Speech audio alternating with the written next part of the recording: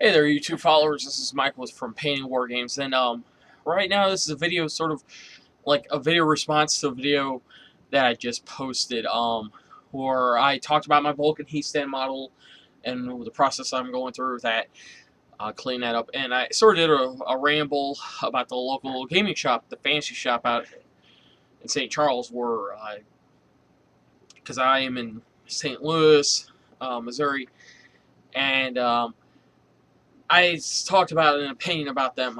I sort of wanted to respond to that. Had some time to think about it because from the time I record the video to the time it gets posted is like 2 hours, and now I'm recording the next one, so effectively 4 hours probably till this one gets up. But um, I had been shopping from them for a long time, and actually, my Tyranids. I collected them twice, actually. The first time I bought a pretty, like, let's say about 1,800 points worth of models through them. And that's with Termagants and Hormagants. You know, uh, back when they didn't have a model for the Tyrannifex or the Tervigon, I used to buy Carnifexes and mod them. But the first army was 1,800 points. It wasn't really all that great. I had some Gene Stealers. I had a lot of Gaunts. I had two Trigons. Had a Hive Tyrant back when it was the metal. I actually had a couple Hive Tyrants back when they were metal. This was very early in my wargaming. I think this was about year 2, my second year of wargaming, and I had Salamanders, and I was doing okay with them. And I said, starting out my second year, I'm going to try a different army. And I looked around at what all the guys in my area, particularly I played against, were playing, and no one played Tyranids. And they had just got an update, it's their new 5th edition codex. And I was like, and everyone had said, Tyranids, they were great in 4th, so, no one knew how they were in 5th. I was the one guy who picked them up. And Matthew from Mini Wargaming at the time was pumping out Tactica videos of Tyranids and all that. So I was learning. But I didn't get the feel of them because I was still a noob or novice at the game. Even my Salamander suffered tactically. Ended up getting rid of them. And then a year later, coincidentally, I got back into them. About a year and a half later, I got right back into Tyranids. I said, you know what? I still have the Codex. I'm going to crack these guys. And Matt had finished his Tactica videos of 5th edition Tyranids. And this was on, like, I got into them right as 6th edition was rumored, and, it was sort of weird. I got into them, and I got a lot of them at a really fast pace. I had probably I had in between 2,000 and 3,000 points, and I had my custom-made Tervigons, Tyrannifexes, I had 3 Trigons, one that my buddy painted for me. I had over 150 Termagants. And I had in between 30 and 60 Hormagants. I had 30 Gargoyles. I had like 10 warriors because I had 9 of them for squad, and I had the Tyranid Prime. I had a couple, Hive Tyrants. Still the OP metal ones because I didn't get I never really liked the Finecast ones, so I go to a local gaming auction and get into them. But I had a little bit of everything. I had everything. This army won, and it won big for me. And I bought it all from the shop at retail prices because miniatures market was, something I didn't know about. Well, I knew about it, but it just, it was sort of frowned upon. Like, oh, my guys were like, hey, we play here, let's buy here.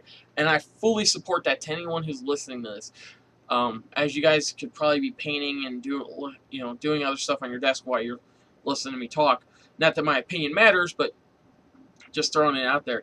I had bought all my models from them, and it was right around the time I had gotten a job with them, and I had gotten a better offer from some place closer to me, because I live about 45 minutes away from St. Charles, so I gotten a better offer closer to home. So I was in the transition of trying to leave the local job, but then they offered me more money and more hours, and I stayed. Long story short, I made the wrong decision, and I stayed with the local shop. I ended up leaving the fantasy shop, and right about that time was when they decided they weren't going to help me out. When I worked with them, I got a discount, but even before then, you know, they'd always order me something. And if I didn't show up for 3 or 4 weeks, oh, no big deal. You know, Michael's good for it. It was right after I left them that things went south. And it's been about a year since I've been with them. It's over a year now, and you know, the attitude that the managers have with me there is just sort of weird. And now, like I said in the previous video, now my friend's starting to get it, and my friend lives in the St. Charles area, and you know, he's the guy who got me into this, and now they're starting to beef with him because they have like this discount bin. They had a Wraith Night in there for $65, and he walked in there. He's like, "Look, I don't have the money. You guys know I'm good for it," and they, you know, he buys exclusively from them. $65 Wraith Night. I think the thing is like $115 retail. And they had a discount because they had like 10 of them, and they were just getting rid of them. And he's like, "Hey, put one aside for me at $65, and you know, I'll come back Friday and pick it up." So you know, they do that for him, and I don't expect any different from him because he buys everything exclusively from that shop. He buys his P3 paints, he buys Citadel paints. He pays retail value. When there's a discount shop, the Miniatures Market, probably about 30 minutes away from him. Or he can have me buy it, and I'll go pick it up, and next time I see him, boom, here you go. Or, you know, I'll go to the Miniatures Market and get something for him, you know, and next time I see him, here you go, you know, we exchange money and all. Well, you know how it goes.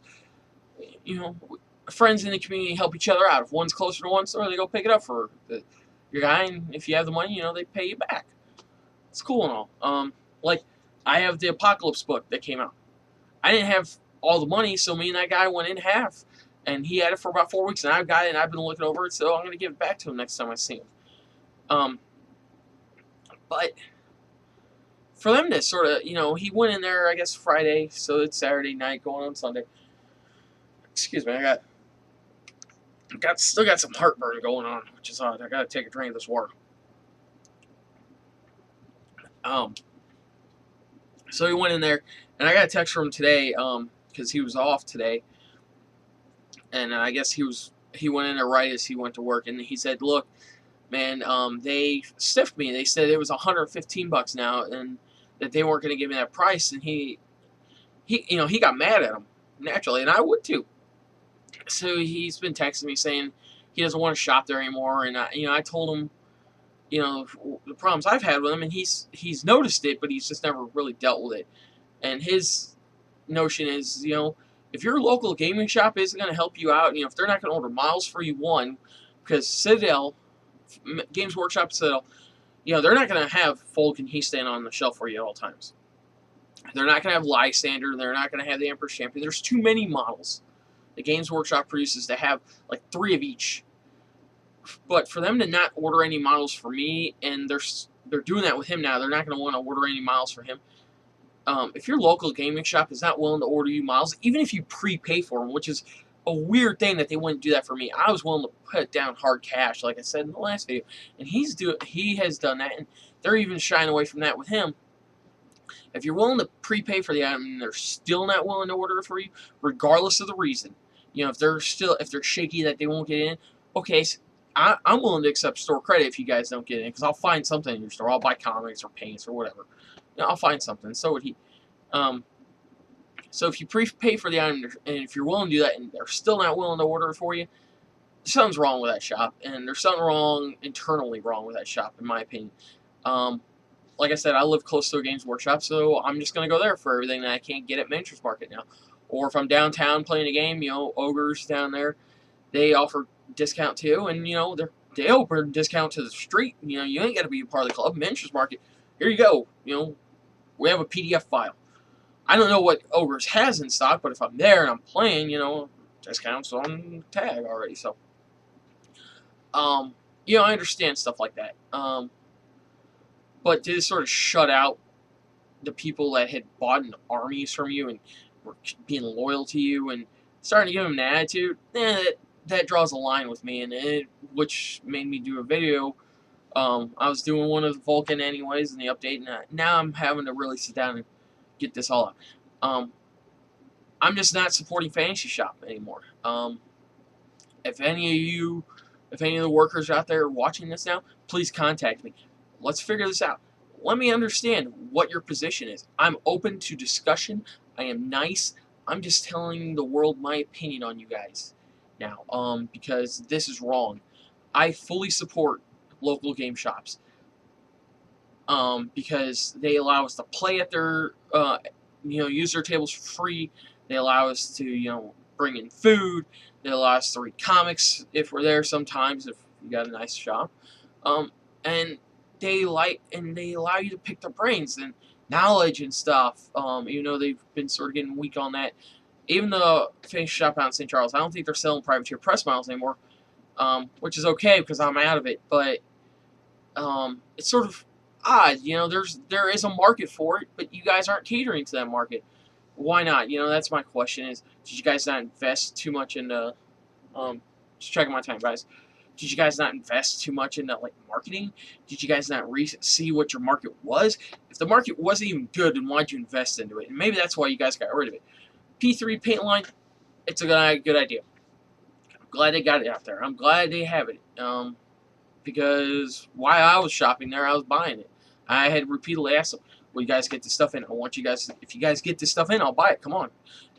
Because I like the P3 paint line. I have my pros. I have my cons about it.